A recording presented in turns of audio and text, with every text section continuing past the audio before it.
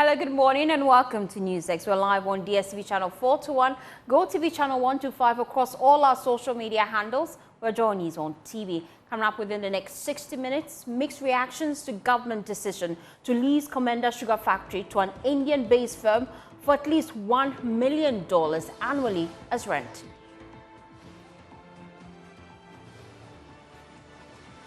Also in this bulletin, Agbogbloshie still a scrapyard, 3 years after being demolished for redevelopment.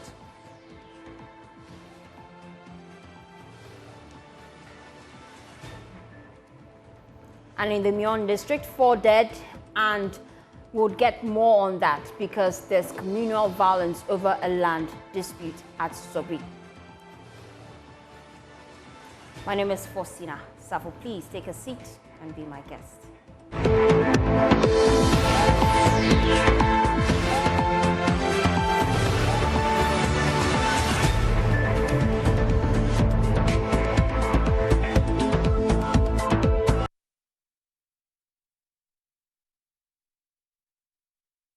Thanks for choosing us. We're your home of independent, fearless, and credible journalism.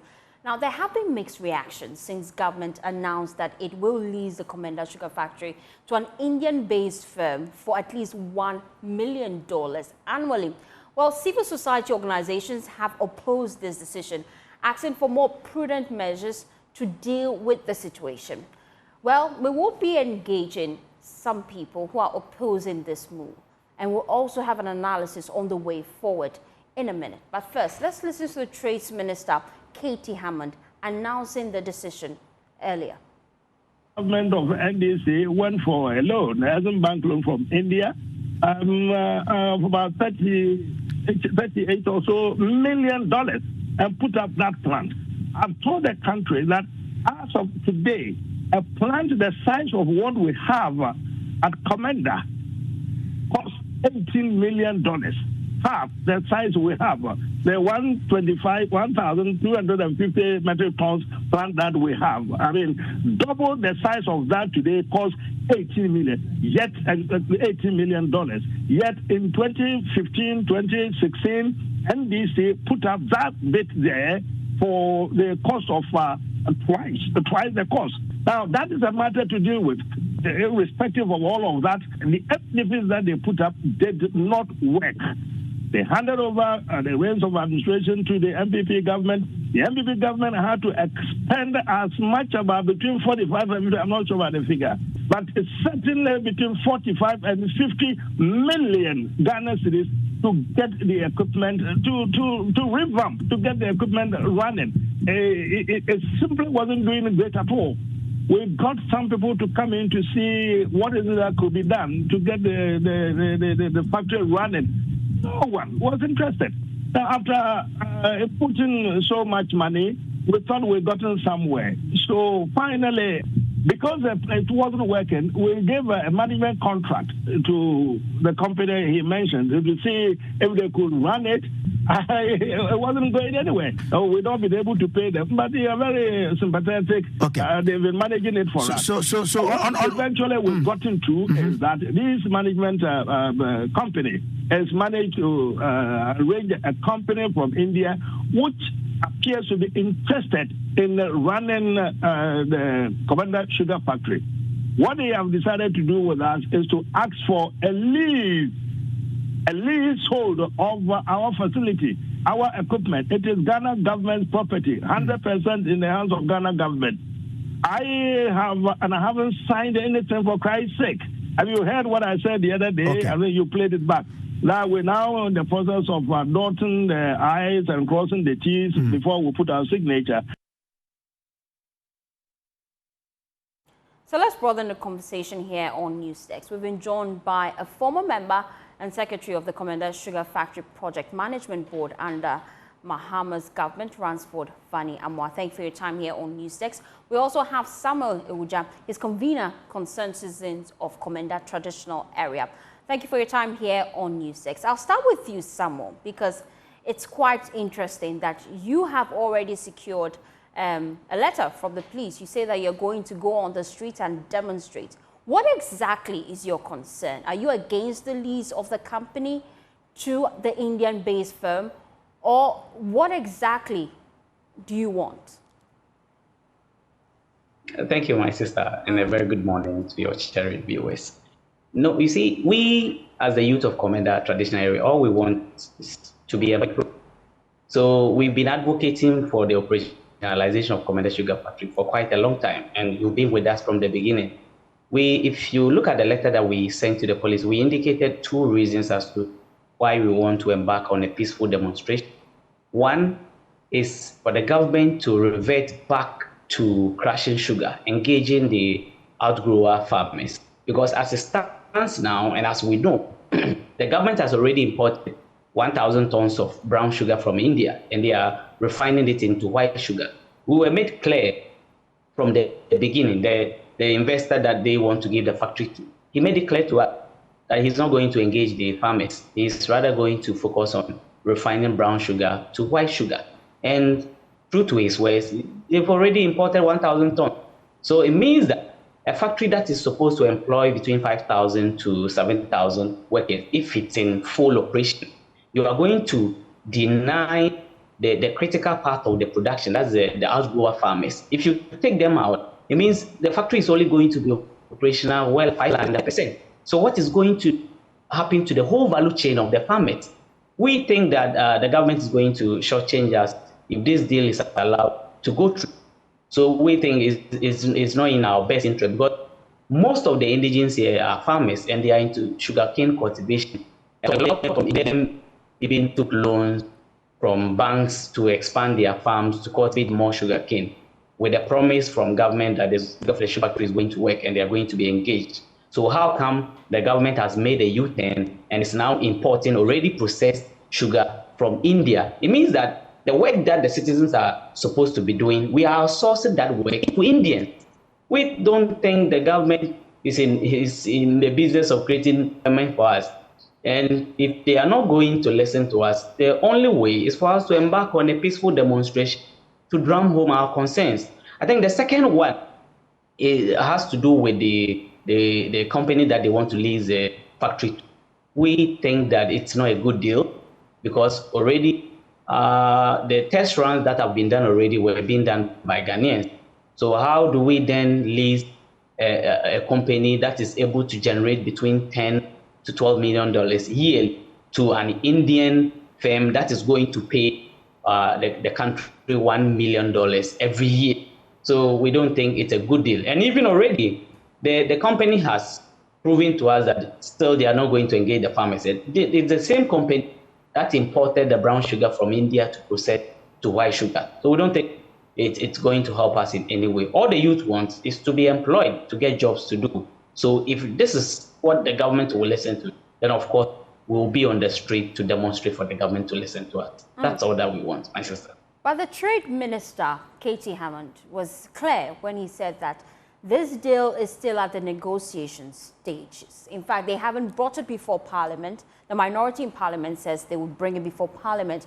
But aren't you concerned? The bigger picture would be the factory needs to be operating in full capacity. And that is what government is seeking to achieve by leasing this firm. You don't think it should go to a foreign company? No, my sister. Actually, you see, I agree with you. We want the factory to be in full operation, but that's not what the government is trying to do. You see, if you look at the agreement that the government wants to sign with the Indian company, it's funny that a company that the government wants to lease the factory to has already been working there. They've already imported sugar. How did they even import the sugar to the country? And my sister, let me tell you, see, government is already paying $50,000 to this company for no work done every month. But the Trade Minister said for the past 2 years, the company currently managing Komenda Sugar Factory has not been paid. But they are going to be paid. The agreement that they signed, the management agreement that the Ministry of Trade signed with them, is to be paid $50,000 every month. And the minister didn't deny it, but he rather came out and said that the company, when in operation, is rather going to pay $1 million to the state. But my sister, we all know from the evaluation report, if you remember, PwC did a report there, and we all know that the factory is to make a profit of about $12 million every year. So how can you then be paying the same company $50,000 for no work done and expect the company to pay $1 million out of the possible profit of $12 million a year to the state. So what then is going to happen to the 11 million? We don't think that this deal is in the best interest of Ghanaians. So the government should absolutely cancel that deal and then give it back to a who will then manage it. And then whatever profit that accrues will be given to the state. We don't think it's a good deal in any way. In the first place, we are even saying that, assuming government still wants to give it to this company, what then will happen to the outgrower farmers, the sugarcane farmers? What is going to happen to them? Because they constitute the major bulk of the whole production chain. You are now going to push them aside and then outsource the work to Indian and Brazilian farmers? No. So if the government now wants to go into full production, then we think that the government has to engage the outgrower farmers who are already planted. There's a lot of sugarcane in the system. So the government should engage them, and then we'll go into full production instead of importing already processed brown sugar into the country to be refined into white sugar. We don't think it's in the best interest of anybody. So the deal is bad, and we think even that if you look at the track record of the company, the name is West Africa Agro Limited, but have you checked the track record? That company has no track record in Africa, in West Africa, and even in Ghana. The first time that we are hearing of West Africa Agro Limited is just in Ghana here. And just look at when the company was even registered in Ghana. It's a wholly Indian-owned company. The question is, a company with no track record, how can the company be managing a state asset which can accrue a profit of 12 million and be paying only 1 million to the state? We think it's bad. And we just want the company to work. So, and outgoers are ready. Yesterday, the outgoers did a press conference, and then we joined them. They only want to be engaged. The government has already promised that the factory will be working, so they will be engaged. But as it stands now, it seems the government is trying to shortchange the outgoers, and we want them to be engaged. That's all that we want. We want the jobs to be. Let me bring in a member of the Komenda Sugar Project Management Board under Mahama's government, Ransford Amwa. Thank you for your time here on Newstex. Now, in 2016, Mahama sank $35 million into Komenda Sugar Factory in an attempt to revamp the factory. Years down the line, the factory is still not operating in full capacity. This government also claims they have sunk in some 25 million Ghana cedis. What exactly is the challenge with Komenda Sugar Factory and operating the facility to full capacity? First of all, let me thank you for having me, and let me put on record that Komenda Sugar Factory under John Dramani Mahama invested $35 million to build a brand new factory, a state-of-the-art factory, a factory that was built from the scratch. It wasn't a refurbished factory as some people claim. So today, this government is saying that they spent almost 50 million Ghana cedis to revamp it. You see, I'm listening to my brother, Samuel Awuja. My personal position, I am not against a private person or a private company or a foreign company taking over the facility to run it and run it efficiently, to create jobs for the people, to produce for us to get the profit, for the livelihood of the people, especially the farmers, to be better. I'm not against that.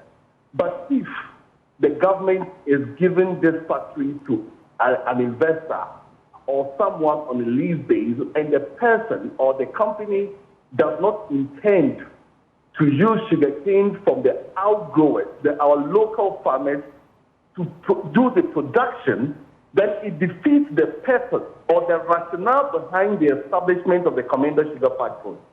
Because this factory is an import substitute.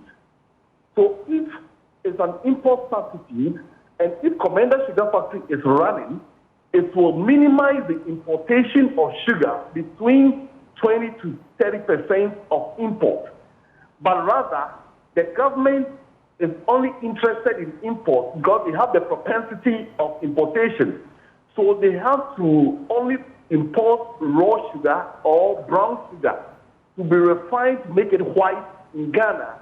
Yet it does not make economic sense because this arrangement will continue to impoverish the people in the area, will continue to impoverish the people who are into the sugarcane cultivation around the area.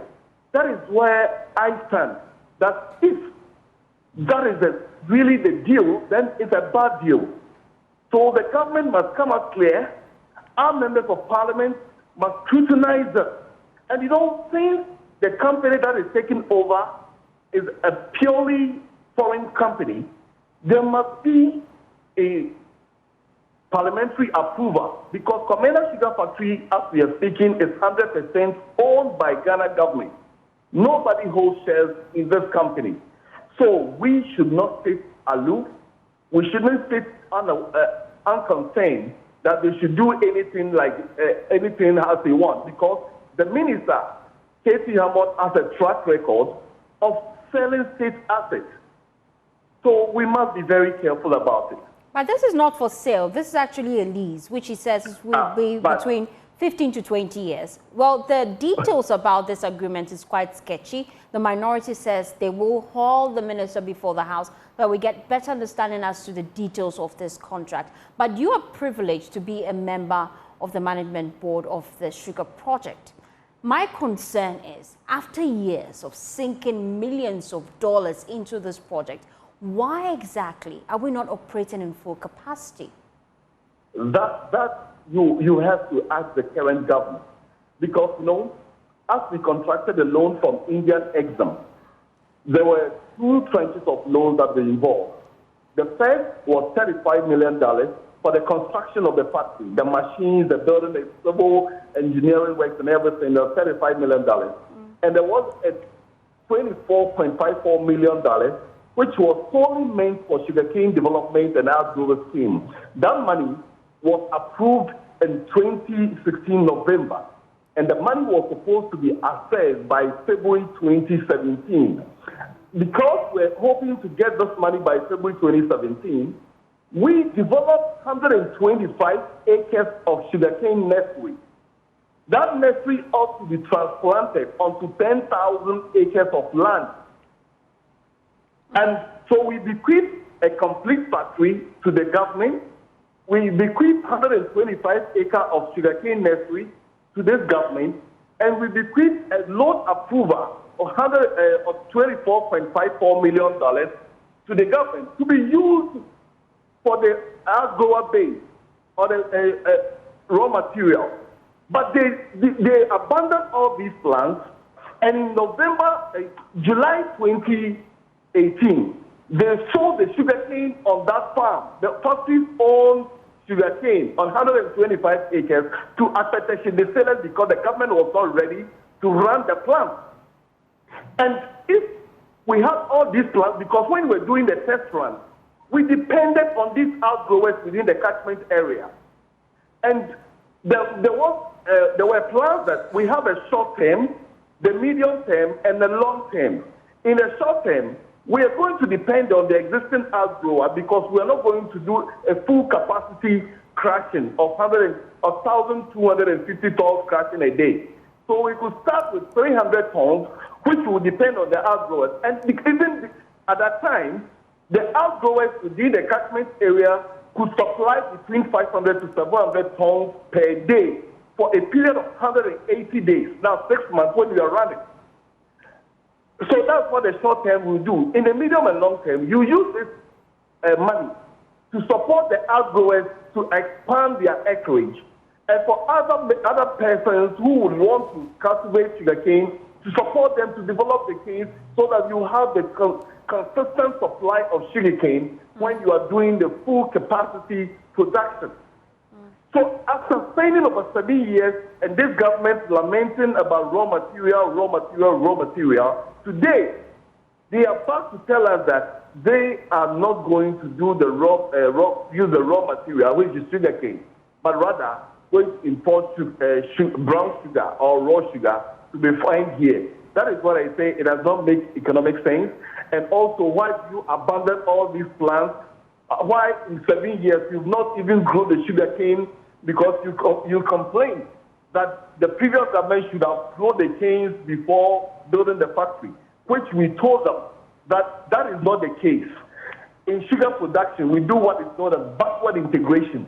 You build the factory before you plant the cane. They didn't understand. Today, they spent all these years. So, if this company that they are selling the factory to, a West African Agrotech, they are having the management contract, as my brother was saying. If they've not seen the viability of this factory, do you think they would take this factory on a lease base so that they run it? If they will not make profit, do you think that they will sign such a deal with the government that they want to run the factory on behalf of the government, or they should rent it to them for this period? Because they've seen the viability of it. So why has the government failed to operationalize it all this while? This is a question you need to ask Honorable K.C. Hammond. And, you know, I listened to Mr. K.C. Hammond, and he made certain allegations that even the factory was not properly built. There were some boats and that which were turned a whole lot. And I mean, this is not the first time I'm hearing this from this government. This is not the first time. But let me tell you, this is a very big platform, and I want to use this medium to let Ghanaians understand certain things. You know, when we took the loan of $35 million from Indian Exim, there were conditions to this loan. The Indian Exim said that we cannot give you a loan for you to give a contract to any other national. So you must select an Indian company to build a factory for you. So there was a competitive bidding for an Indian company, and Septec India Private Limited won the bid as the contractor who built the factory. And every project, there is a consultant. The consultant to this project was National Federation of Sugar Factories in India. When you go to India, they have over 500 sugar factories. So their federation was a consultant to this project. So you can understand the expertise of Indian Federation of Sugar Factories. So if upon building the factory, there were any wrongdoing, is it not the consultant that approved the work of the contractor? Why have they paid the contractor? Why have the state paid the consultant? But we claim that they did a bad job, but we are not asking them to come and execute what is in the contract. We've not done that. We've not these are legitimate questions you are asking. But the government is telling you that he sent in some money to revamp it, to renovate it. Meanwhile, the machines that were installed had 10 years warranty.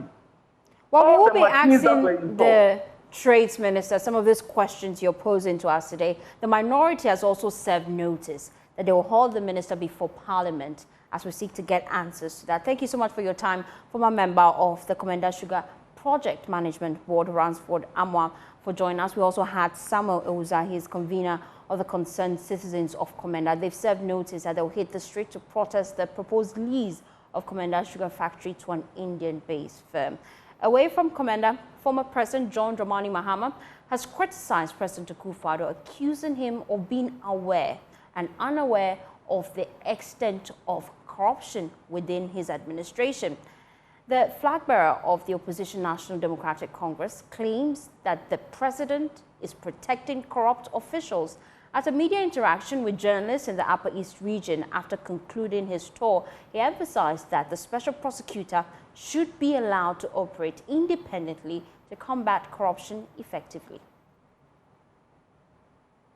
I'll be restricted, and during the season when it is raining and it is expected that the Bagre Dam will be opened, a lot of the water would be let go so that it lowers the water level, so that when the water from Bagre comes, it will not flood as extensively as it used to do.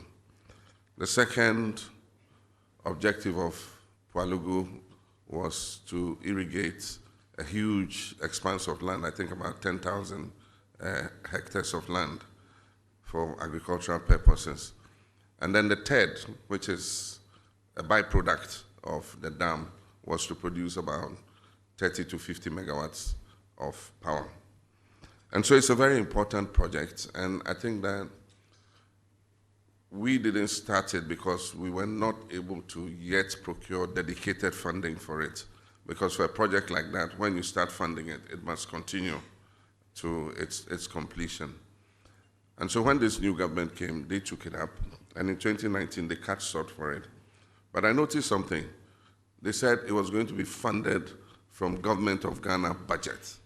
And I knew that that was going to be a problem, because to have an almost $1 billion project funded from Government of Ghana budget, then you can be sure that it will face the hazards that every other project that depends on the consolidated fund faces. And that is exactly what happened. Of course, it made a lot of political capital for the president's party in cutting short for that project. But, I mean, one knew that it was going to face very difficult challenges. Unfortunately, we have rather lost money because almost $12 million was paid for no work done. You go to the site, there's absolutely nothing there.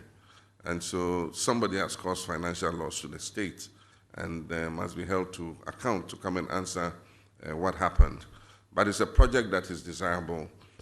We intend to continue. We're not going to abandon it, but we're going to look for a source of dedicated funding for it so that we can push it from start to finish without the kind of hazards that projects like this face when they depend on the contingents, on the consolidated fund. Talking about resetting the economy, everybody knows what the issues of our economy are. It is the structure of our economy. We borrow and we spend. We live above our means. We run a budget deficit that we carry on every year continuously. But recently, a new phenomenon was added under this government, and that was overborrowing. The reason for the crisis in which we are is that this government overborrowed, spent more than it was earning, and in addition, our traditional sources of income, they mismanaged. And so you have a situation where you're spending more, you're borrowing more, and yet the hen that lays the golden eggs, you're killing it. And so the golden eggs are not coming. And so what happens is the cocoa sector has collapsed completely. Cocoa sector in syndication used to bring 2 billion fresh cedis into the economy every year. This year, we hardly were able to borrow even 800 million. And so that is a traditional source that has held this economy since Gordon Gagisbeck time. They have come and mismanaged it. Produce Buying Company has collapsed. They are selling their assets. Produce Buying Company bought 30% of the cocoa that we exported in 2016 when I was president. Today, they have bought zero, and the banks are selling their assets. The workers have not been paid for 10 months. And so while spending more and borrowing more,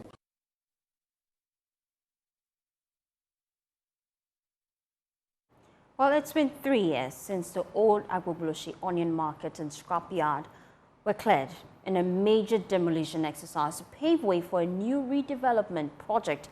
However, the ambitious plan for the 80-acre reclaimed land appears to have stalled, leaving the area in a state of uncertainty.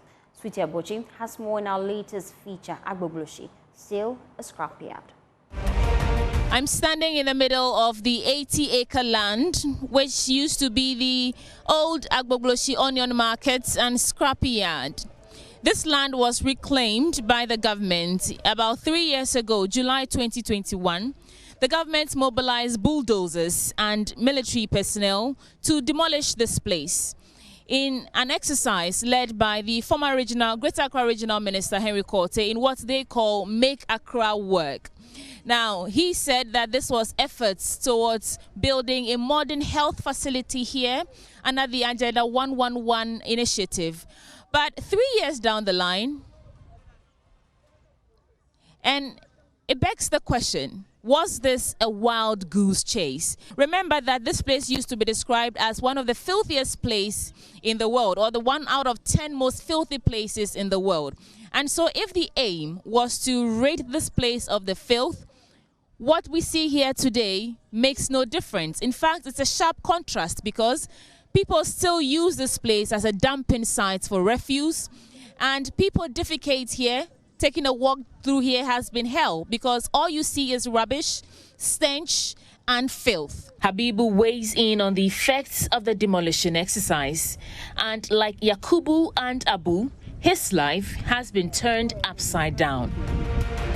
I just come and sit down. We are here before.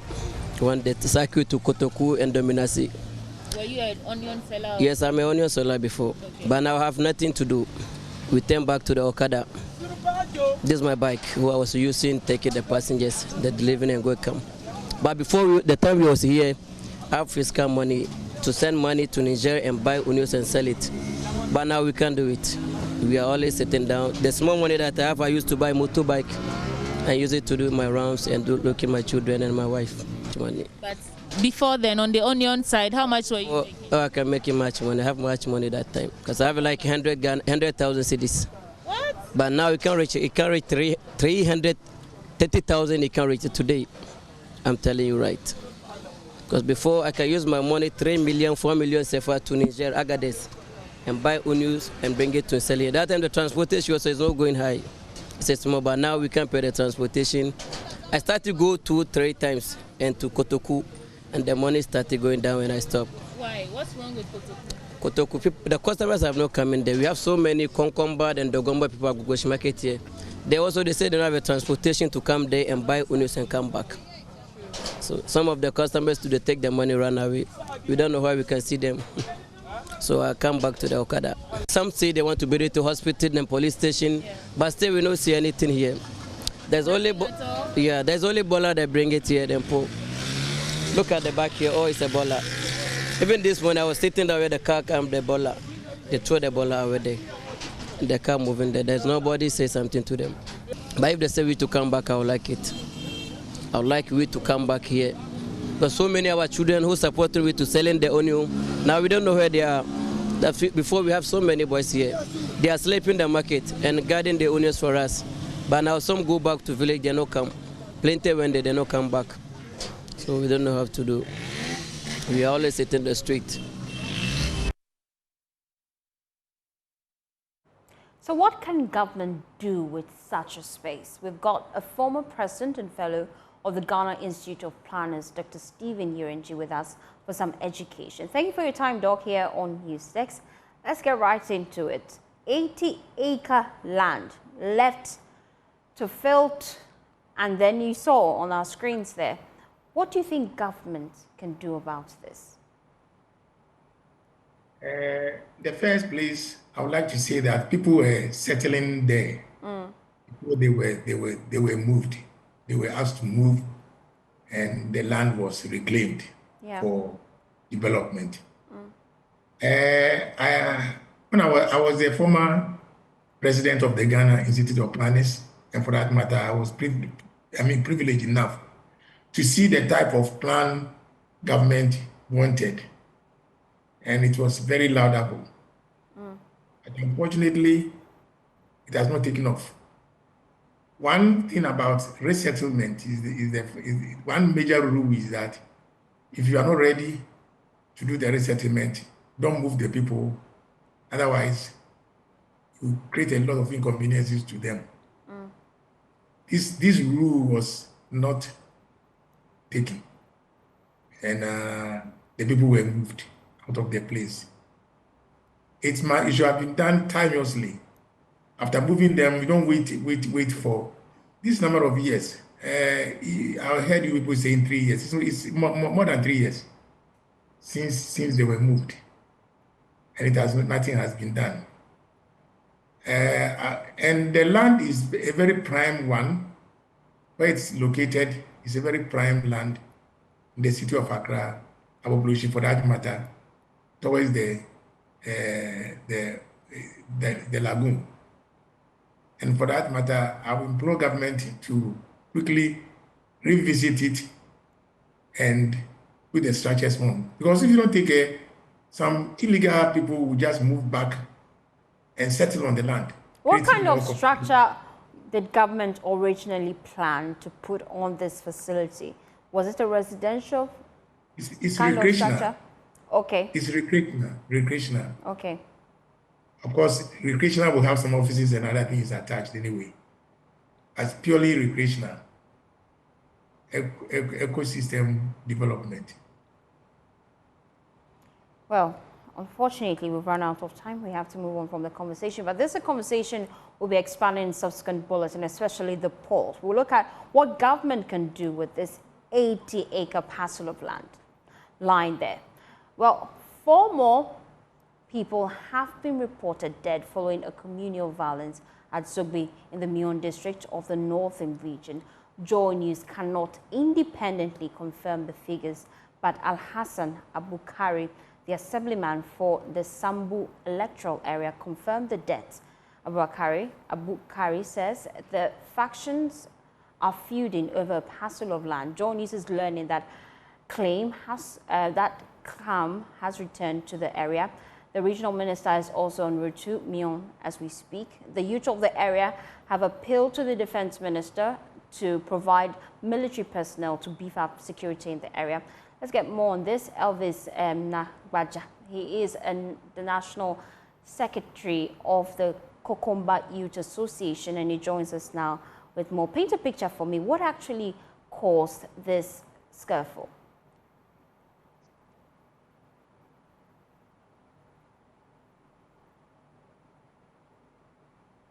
Elvis, you have to unmute for me to hear you clearly. I wanted you to paint a picture for me from where you sit. What is the actual issue in that community? Okay, good morning. Thank you for having me.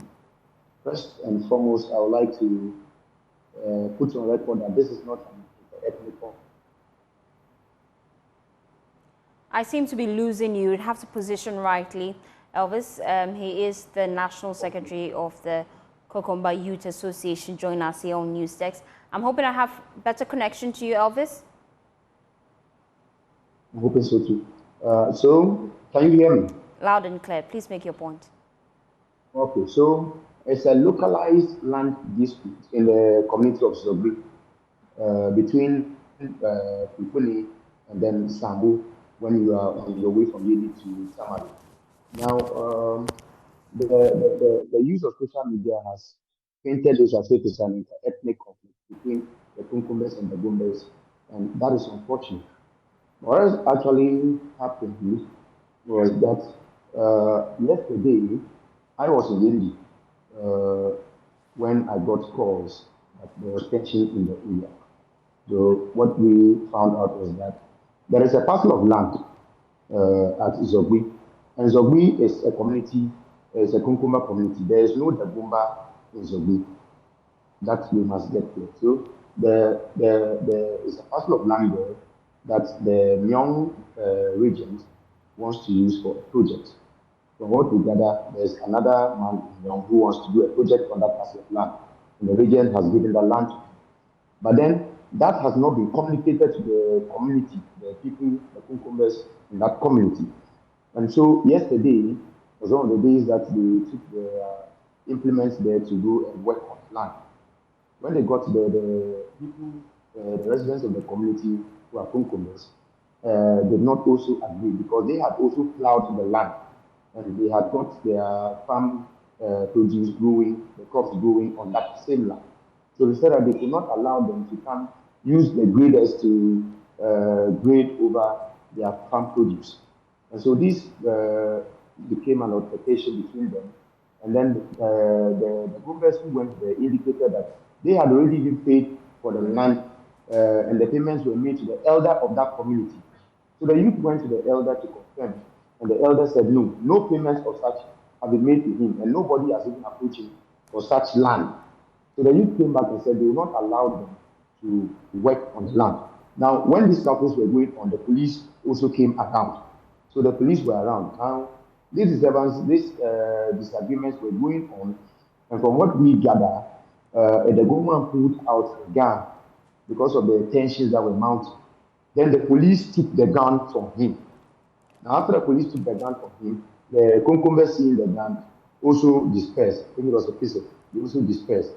Then tension started mounting. Then they pulled out another gun. I think in an attempt to fire a warning shot or something, then the bullet got a Konkomba man who was coming from the bushes. It got to the waist. So he is currently even at the hospital receiving treatment. And so this alarmed the Konkombes, and then they also dispersed and went and also got out and came to the place. And became a scuffle between the Konkombes of that place and then the Dogombes who were also around at the place. And so this is a localized issue.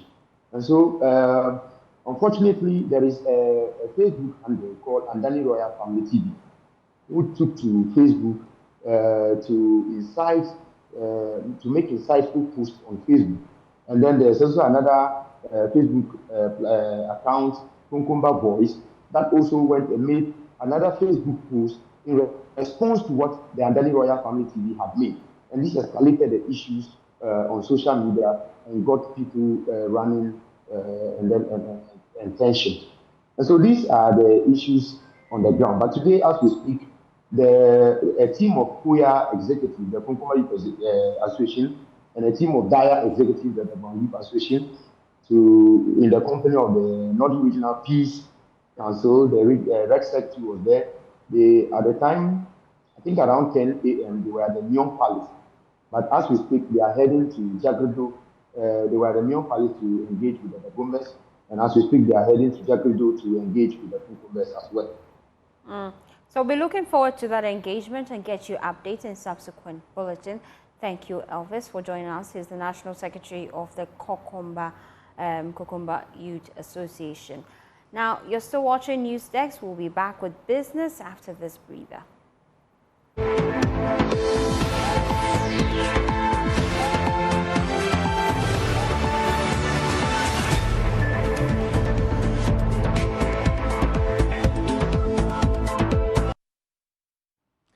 Hi, good morning. Welcome to Business. My name is Darrell Kwao. Chief Executive Officer of Ghana Gas, Dr. Ben Asante, has confirmed that the 17-day maintenance work currently underway will not affect the supply of gas to the energy sector. Our report takes a closer look at this reassurance and the measures being put in place to ensure a stable power supply during this period. Dr. Asante emphasized that it is a routine maintenance procedure that Ghana Gas conducts periodically. He explains that the company has made adequate preparation and reserves to ensure that the maintenance work does not impact gas supply. The facilities at the gas processing plant at Atwabo, some of the equipment we will have to maintain, some of them we have to even replace. And that calls for a total shutdown of the plant because they are all components of the entire plant. That's why we are doing the shutdown. Yes. So we plan to do this within 17 days. We are hoping by the grace of God, inshallah, that we can do it even sooner, maybe 2 weeks, 14 days, or maybe sooner. But when we say it's a planned shutdown, we actually plan for it. So plan for it means that the outage of the fuel that will come into question, we planned to replace it. In this case, for maybe some incremental flows coming from Nigeria to augment the gas coming from Nigeria now, or we use some liquid fuel to make up for the gas that will not come from Jubilee. Dr. Asante's comments came during a working visit by the Minister of State in charge of Energy, Herbert Krampa, to several key energy sites in the Shama district of the Western region, including the WAATCO Ghana Gas Service Station, Twin City Energy IPP, and the Aboise Terminal plant. During the visits, Herbert Krampa expressed his satisfaction with the progress of the maintenance work. He noted that his visits provides him with the first-hand information that would be crucial in managing the sector effectively. I thought to use the opportunity of being here to see these facilities for myself, to engage the engineers, understand if there are some issues, and see how, when we are back in Accra, we're able to work around these issues to ensure that power generation is sufficient. I'm happy with what I've seen. Some concerns have been brought to my attention. We'll work on those concerns.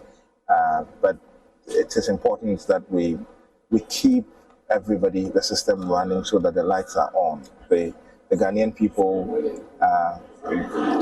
rely on us, count on us to make sure that the lights are on, and it comes from the power generation. And that's why I took the time to tour these facilities.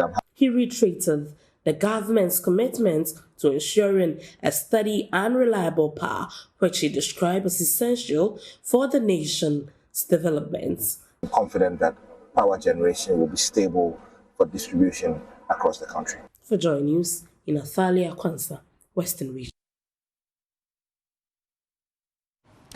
In other news, CEO of the UAE Trade Center, Al Falai, Walid Mohammed Sultan Harab, has criticized Ghana's banking system for exaggerating risks to extract higher profits from investors. According to Harab, despite securing $37 million in government funding at 2% to 3% interest, local banks demanded up to 6%, with SME lending rates soaring to 30%. This, he believes, stifles SME growth and economic development. He was speaking at Badea's 50th anniversary celebration in Accra. I remember we got $37 million from the government to finance SME in certain part of Africa. So we gone through, and we got it at 2%, 3%. I don't remember the number. So for us, we cannot give the money directly to the government. So we need to use a bank to guarantee, as well as also to give the money to the SMEs. We were shocked that the bank want to take 6%. Oh. You know, we are bringing money at 3 to 4, and the African bank want to take 6%. And then, you know what is more shocking? The rate of lending in Ghana, and I want to be corrected if I'm wrong, is 30% for SME. Yes, you are right. Nigeria worse. In Kenya, it's 22%. So who is the problem? The problem is not the guy who's bringing the money. The problem that they want to generate 18% profit under the risk of what? Risk assessment. So a lot of it, there is money in the continent. The partners also will bring money to the continent. But you have a challenge in the banking system. They exaggerate the risk part to exaggerate, to extract the interest, more money. But then who suffers? You don't have proper SME in the system. And if you don't have proper SME system, the flow of money doesn't move fast.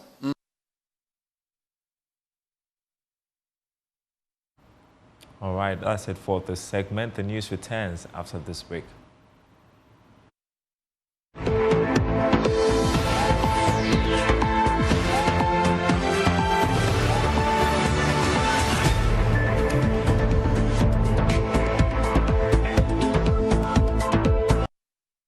Thanks for staying with us. Now, before we go, women in Tolon, Kumbungu, Sablugu, and Nanton, all of the northern regions are now able to grow vegetables all year round, thanks to the development of small-scale irrigation systems. Now, the project is employing multiple approaches to support smallholder farmers in cultivating vegetables, utilizing community-owned perennial dams and underground water resources. Now, this initiative not only enhances their income, but also enables them to adapt to shifting weather patterns. Mohammed Nuruddin has more in our Climate Focus series. Women tending to their vegetable garden, a daily routine that ensures their crops receive the necessary water to thrive.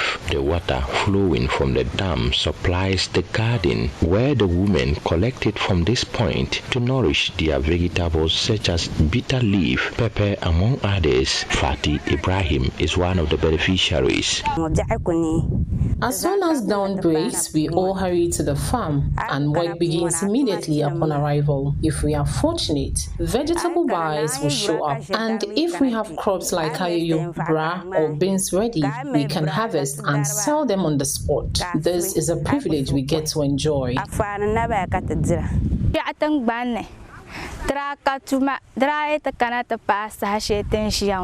Our community was once stagnant with little to no productivity or activity beyond mere survival. But then Govt-WAATCO arrived and sparked a transformation, awakening us from a state of dormancy. The impact has been immense, bringing numerous benefits and improvement to our lives. These rural women used to rely on rainfall to plant their crops, but now they have a more reliable solution. For example, Adamu Muhammad would have previously been idle, waiting for the unpredictable rains, but now he has more stable and productive option. In the past, during this time of the season, we felt lost and uncertain about what to do. But now, on Kumbungu market days, if you are unable to attend, you feel incomplete because we have grown accustomed to acquiring essential food items and even setting aside some savings from the sales we generate. Coordinator for the project, Ibrahim Nuruddin, says the project aims to take women out of poverty and provide stable income for them. It helps them to generate income to support their families. It also helps to improve their nutritional value. It helps them improve their livelihood and also do a lot of things from this. The women express gratitude for the Govt-WAATCO project, a collaborative initiative by changing lives in innovative partnerships and youth empowerment for Life Ghana, which they say is transforming their lives for the better. The project prioritizes inclusive climate adaptation planning, empowering the smallholder farmers to build resilience and adapt to the challenges of changing weather patterns. The beneficiaries of the project comprised 1,440 households from farmer groups spanning 24 communities across 4 districts, in addition to 200 households from 2 farmer associations, totaling 1,640 households. A report by Mohamed Nuruddin. They have no rains. Climate Focus is brought to you by Joy News in partnership with Youth Bridge Foundation, bridging gaps for positive youth development, and the Climate Development Knowledge Network. Well, that's it for NewsX. For more news, please log on to myjoyonline.com. Some top stories there. Ghanaians in UK brace themselves for another round of protests. In subsequent bulletins, we'll be expanding that conversation. My name is Faustina Savo. It's been a pleasure spending the past 60 minutes with you. Have a wonderful day as you enjoy the rest of our programs.